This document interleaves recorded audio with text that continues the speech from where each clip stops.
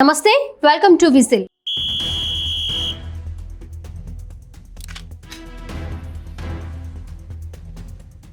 దేశ రాజకీయాల్లో సంచలనం సృష్టిస్తున్న పరిణామం. పెద్దల సభ ఎంపీల ఆమ్ ఆద్మీ పార్టీ విలీనం తంతుపై భారతీయ జనతా పార్టీపై ఇప్పుడు గంభీర ఆరోపణలు వెల్లువెత్తుతున్నాయి. ఆమ్ ఆద్మీ పార్టీ ఎంపీలను టార్గెట్ చేస్తూ ఒత్తిళ్లు, ప్రలోభాలు, కేసుల భయం చూపిస్తూ తమ వైపు తిప్పుకునే ప్రయత్నం జరుగుతోందని ఆప్ నేతలు ఆగ్రహంతో ఉన్నారు. ఈ పరిణామాలపై senior journalist RV Ramarao edit page నుంచి ఈ వీడియోలో ప్రజాస్వామ్యంలో ఓటు విలువ ఎక్కడికి పోయింది, ప్రజల విశ్వాసాన్ని ఇలా రాజకీయ లాభాల కోసం వాడుకోవడం ఎంతవరకు న్యాయం, ఈ బందిపోటు రాజకీయాలు దేశ భవిష్యత్తుకే ముప్పుగా మారుతున్నాయా అన్న సందేహాలు ఇప్పుడు దేశవ్యాప్తంగా చర్చకు దారితీస్తున్నాయి. లొంగదీయడం వీలు కానప్పుడు నడ్డి విరవడం ఒక్కటే మార్గం అన్నది బీజేపీ సిద్ధాంతం. దానికి అనుగుణంగానే ఆమ్ ఆద్మీ పార్టీని నిలువునా చీల్చేశారు. మొన్నటిదాకా బీజేపీ మీద అగ్ని వర్షం కురిపించిన ఆమ్ ఆద్మీ పార్టీ సీనియర్ నాయకుడు, రాజ్యసభ సభ్యుడు మరికొంతమంది రాజ్యసభ సభ్యులను వెంటేసుకుని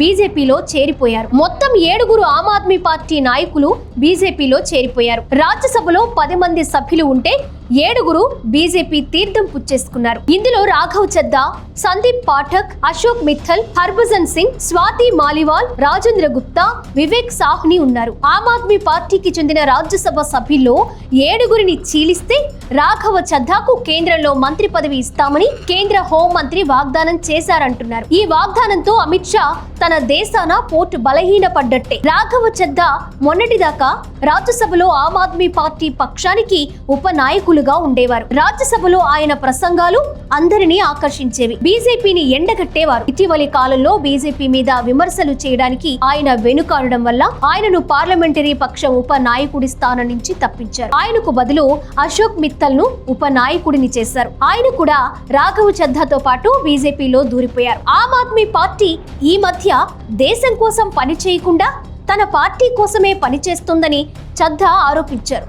ఏ పార్టీ అయినా తన కోసం పనిచేస్తే ఎందుకు అభ్యంతర పెట్టాలో తెలియదు. పంజాబ్ లో ఆమ్ ఆద్మీ పార్టీ అధికారంలో ఉన్నందువల్ల రాఘవ్ చద్దా, సందీప్ పాఠక్, రాజేంద్ర గుప్తా, హర్భజన్ సింగ్ లాంటి వారు ఎంపీలు కాగలిగారు. ఇప్పుడు మరే నూతన శిఖరాలు అధిరోహించడానికి 7 ఆమ్ ఆద్మీ పార్టీ నాయకులు బీజేపీలో చేరారో తెలియదు. చెమటోడ్చి రక్తం ధారబోసి 15 ఏళ్లుగా తాను ఆమ్ ఆద్మీ పార్టీని బలోపేతం చేస్తే ఇప్పుడు ఆ పార్టీ విలువలను, సూత్రాలను, నైతికతను వదిలేసినందువల్లే తాను రాజీనామా చేశానని రాఘవ్ చద్దా అంటున్నారు. పార్టీని వదిలి వెళ్ళినప్పుడు అందరూ ఇలాంటి సూక్తి ముక్తావళే వల్లిస్తారు.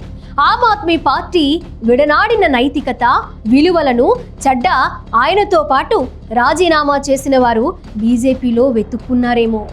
కేంద్రంలో కాంగ్రెస్ అధికారంలో ఉన్నప్పుడు అన్నా హజారే నాయకత్వంలో అవినీతి వ్యతిరేక ఉద్యమం జరిగినప్పుడు అందులో కీలక పాత్ర పోషించిన అరవింద్ కేజ్రీవాల్ ఆమ్ ఆద్మీ పార్టీని ఏర్పాటు చేశారు. మొదట ఆయనతో చేతులు కలిపిన ప్రసిద్ధ న్యాయవాది ప్రశాంత్ భూషణ్, యోగేంద్ర యాదవ్ లాంటి వారికి ఆమ్ ఆద్మీ పార్టీ మీద భ్రమలు ఆదిలోనే తొలగిపోయాయి. అయితే కేజ్రీవాల్ నాయకత్వంలోని ఆమ్ ఆద్మీ పార్టీ అనూహ్యంగా ఢిల్లీలో అధికారంలోకి వచ్చింది.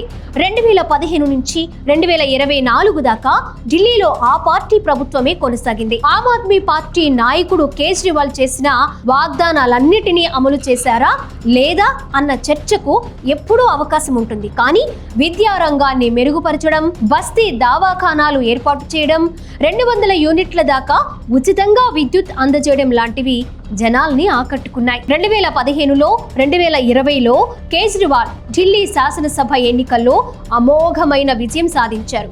2013-14లోనే ఢిల్లీలో ఆమ్ ఆద్మీ పార్టీ ఏర్పడిన 49 రోజులకే కేజ్రీవాల్ రాజీనామా చేసి అందరినీ ఆశ్చర్యపరిచారు. ఇలాంటి విన్యాసాలు ఆయనకు అలవాటే. ఆ తరువాత 2015 ఎన్నికల్లో ఆమ్ ఆద్మీ పార్టీకి మొత్తం 70 స్థానాల్లో 67 సీట్లు దక్కాయి.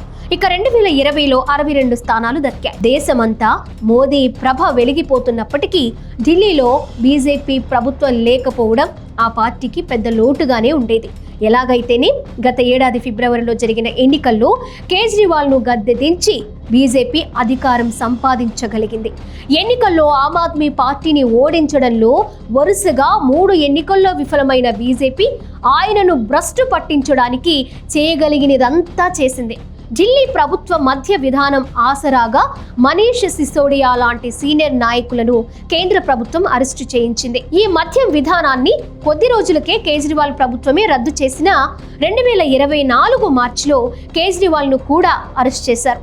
జైలు నుంచి పరిపాలిస్తానని ఆయన భీష్మించారు. అలా జైలు నుంచి పరిపాలించడం చట్ట ప్రకారం సాధ్యమో కాదో మన న్యాయస్థానాలు ఇప్పటికీ తేల్చనే లేదు. జైలు నుంచి విడుదలైన తరువాత ముఖ్యమంత్రి పదవికి కేజ్రీవాల్ రాజీనామా చేశారు. 2022లో పంజాబ్ లో ఆమ్ ఆద్మీ పార్టీ అధికారంలో వచ్చింది. పంజాబ్ లో కాంగ్రెస్ బలహీనంగా ఉంది.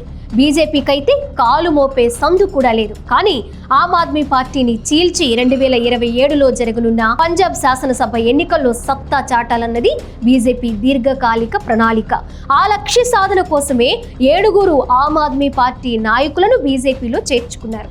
ఈ నాయకులను బెదిరించి వేధించడానికి ఎన్ఫోర్స్మెంట్ డైరెక్టరేట్, సిబిఐ దాడులు మొదలైనవన్నీ మామూలుగా జరిగిపోయాయి. ఇలాంటి దాడుల నుంచి తప్పించుకోవడానికి చాలా మంది నాయకులు ఈ మధ్య బీజేపీలో గంగా స్నానం చేసేస్తున్నారు.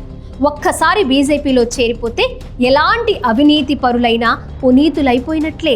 శుక్రవారం ఆమ్ ఆద్మీ పార్టీని వీడిన వారిలో కొందరి మీద ఇలాంటి దాడులు జరిగాయి. ఎందుకొచ్చిన గొడవ అనుకుని వాళ్ళు బీజేపీలో చేరిపోయినట్లున్నారు. అందుకని ఆమ్ ఆద్మీ పార్టీలో పుట్టిన ముసలంలో బీజేపీ పాత్ర లేదని చెప్పడం కుదరదు. మోదీ, అమిత్ షా హయాంలో ఆపరేషన్ లోటస్ నిరంతర ప్రక్రియ. బీజేపీ తదుపరి లక్ష్యం పంజాబ్లో అధికారం సంపాదించడం. అయితే అక్కడ బీజేపీకి పెద్ద పట్టు లేదు. పట్టున్న ఆమ్ ఆద్మీ పార్టీ నాయకులను తమలో కలిపేసుకుని పంజాబ్లో అధికారం సంపాదించాలన్న బీజేపీ వ్యూహంలో దాపరికం ఏమీ లేదు. దీన్నే రాజకీయ బందిపోటు అనొచ్చు.